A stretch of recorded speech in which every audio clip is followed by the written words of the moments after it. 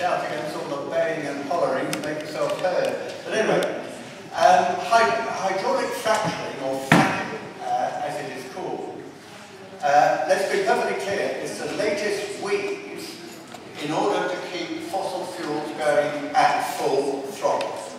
That's what it is about.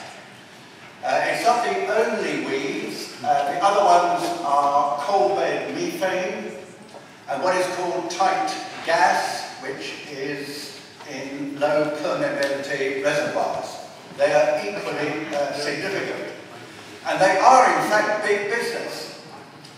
Around 35%, about a third of the increase in global gas production by 2035 is expected to come from these sources. That's big time.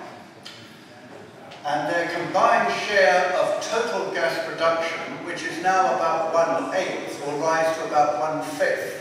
That's the significance of the shift from conventional fuel, the fossil fuels, to unconventional sources. It's mainly in the United States and Canada, but it's also significant in China and in East Asia, and of course, as we shall hear from the next speaker, also in the UK, in some parts in Blackpool. Now, we've heard a bit about what the aspects of this are, and I won't repeat it. It all really comes from the United States, where the fracturing of shale rock has been pioneered, and there are myriad reports of disastrous gas leaks, of land contaminated by chemicals used in the extraction, and by drinking water rendered unsafe by pollution from drilling. Despite all of that, and don't let's think that in the States the companies get it all their way. Their campaigning is often a great deal better than ours. Nevertheless, the frenzy continues in the United States, and Connie Hedegaard, who is the EU climate change chief, recently visited there and came back, and this is what she said: it's as though they don't have to do anything about climate change because they've got shale gas. They have enormous quantities in North America, so forget climate change, this is the new nirvana. However, even in the United States, there are attempts to regulate it. There's considerations of a ban in Pittsburgh, and in New York, they've called for a halt pending a review, which is very much the line taken in the first question about a moratorium. Perhaps in France it has gone further, so there's been certainly a moratorium already and a demand for a complete ban, and I would say that it is very likely that the French will indeed introduce that. So it's by far from impossible to block this. But it is a big risk for two main reasons, in the United States at least, because it is very poorly regulated. The regulation in the United States, I'll say a bit more about this, is very poor, and also significantly because companies don't have to disclose, and therefore don't disclose, the chemicals they're using. So what are the chemicals which are being used? Well, there have been a number of US reports which reveal hundreds of chemicals. They include benzene and lead, both of which are highly toxic. And the UK shale company, Quadrilla Resources, uses three in particular: a lubricant used in cosmetics, hydrochloric acid, and a biocide which is used to purify drinking water. Now, owing to the legal situation and the very unsatisfactory regulation in the States, and also the secrecy of the industry, it is indeed, as we've heard from previous speakers, quite hard to gauge just how dangerous fracking is. But again, the Environmental Protection Agency, which is a very effective US agency, is carrying out an investigation, which I think is more than we are doing in this country. The bad news is that the preliminary report will not be available till the end of next year, and the full report won't be available to 2014, by which case the industry will have made considerable advances. So the honest question for us is, what attitude will the UK government take? Well, I would answer that in one word. There's plenty of evidence for this: schizophrenic. Let me just give some examples of why I say that. The current Energy Secretary, Chris Huhne, said at the beginning of this year, and I quote his words, "The shift towards non-fossil fuels is in our long-term interest as well as in the interest of the planet." Wonderful. Great stuff, Chris. That's exactly what we'd expect to hear from the Energy Secretary. Unfortunately, however, his Tory sidekick, Charles Hendry, nice chap, but still a Tory sidekick, he took it hot foot when the oil price started to rise at the beginning of the year to Saudi Arabia to beg them to increase the supply of oil, to bring the price down, of course. Totally irrespective of what the Secretary of State had said only the month before. Another example, Huhne, who's the good guy, of course, says all the nice things that we want to hear. These were his words last month. "The coalition is determined to reduce our reliance on fossil fuels." Do you believe that? Well, you didn't have to wait long, because 5 days after, the Treasury, which I suppose is the enemy of the people, increased tax breaks for companies prospecting for new oil and gas, just 5 days later. And of course, you have to understand why. The price of Brent crude was only $118 a barrel. I mean, you can't expect people with a very modest price like that to put further investment into oil, unless we can really push up the price. This is said with some sarcasm, I might say. The third example is that this month, about a couple of weeks ago, I don't know whether you realise we had a government white paper. It was about the electricity market reform, and it called for steep reductions in energy demand. Absolutely right, that's exactly what Kevin's been talking about. Hooray, the government's finally got the message and it's going to get behind it. However, if you get a little further into this document, it's not a very long document, it said this: maximising the economic recovery of our remaining indigenous resources of oil and gas by launching a new offshore licensing round in 2012, next year, is the government's policy. In other words, again, a total inconsistency within a few pages of the very same document.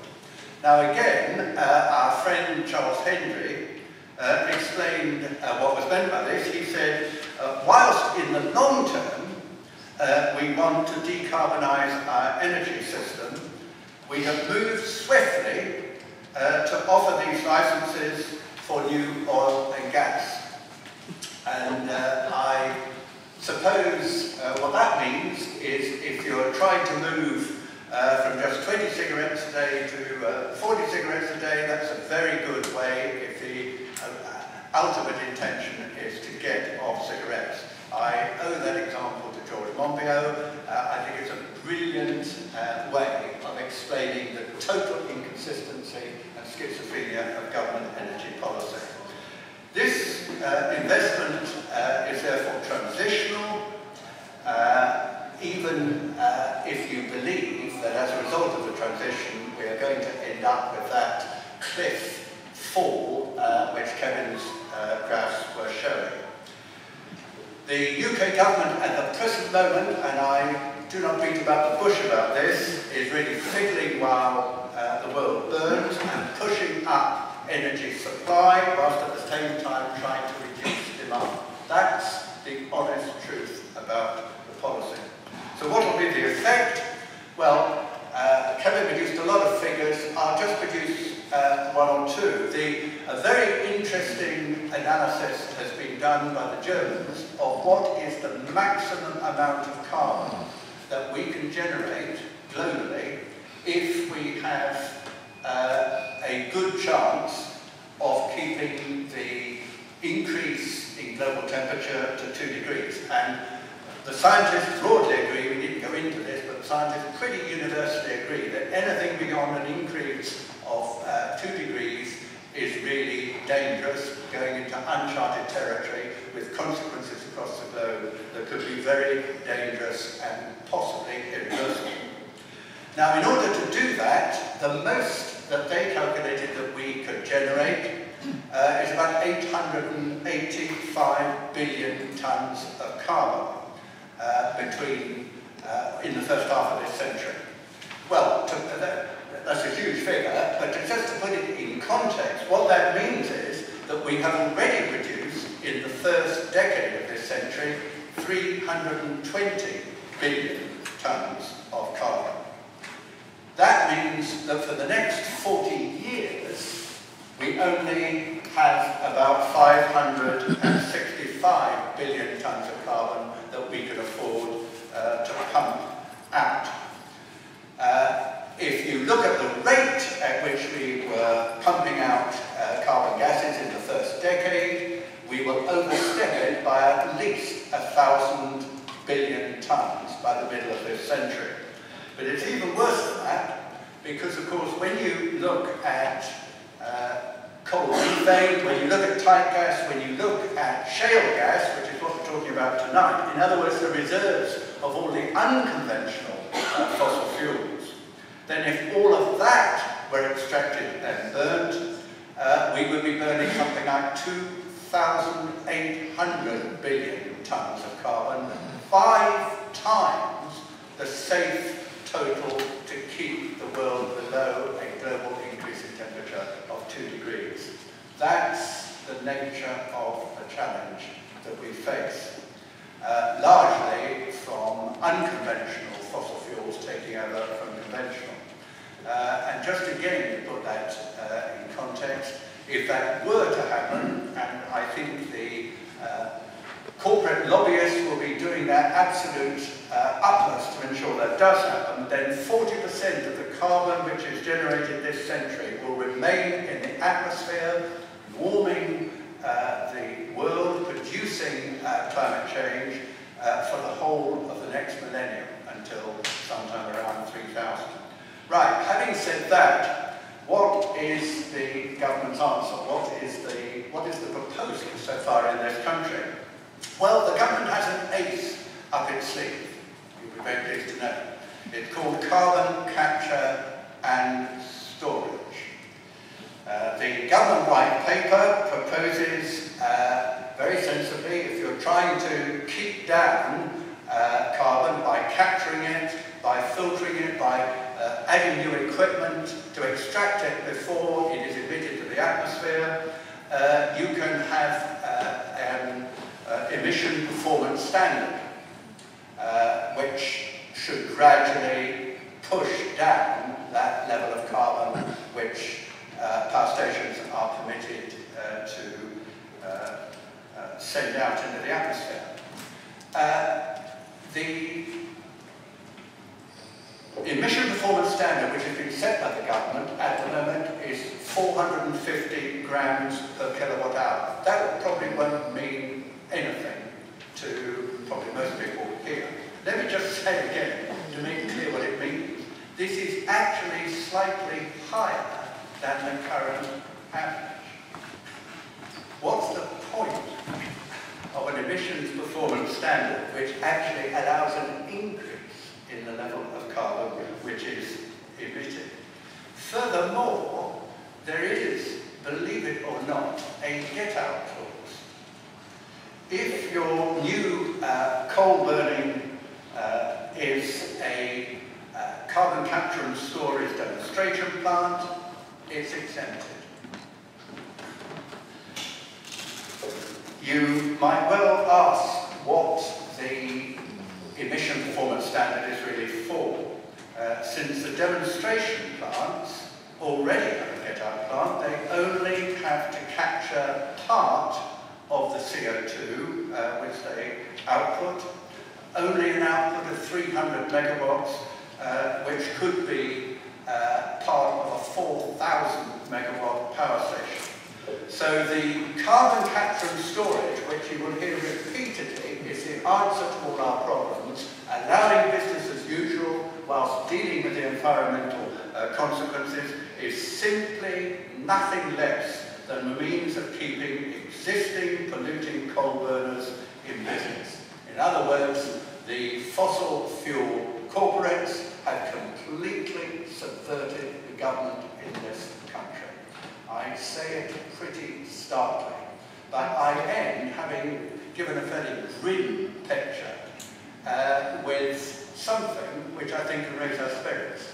Today, some of you may have seen at 2:30 to 3:30 Mr. Murdoch being interviewed by the Culture Committee, one of the most powerful men in the world, certainly the world's greatest media mogul, reduced humiliatingly to have to answer questions to which we all know the answer, which are deeply embarrassing and indeed illegal.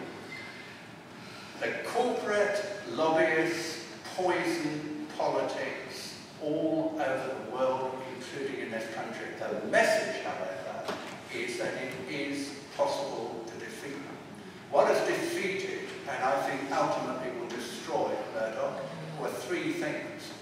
One, The Guardian persistently, and one has to say pretty unsuccessfully, over a long period of time, continued to state the facts which were devastating, although they found it very difficult to get people to pick it up. Secondly, the matter was sparked at the beginning of this month, as we know, by one revelation which caused revulsion across the nation.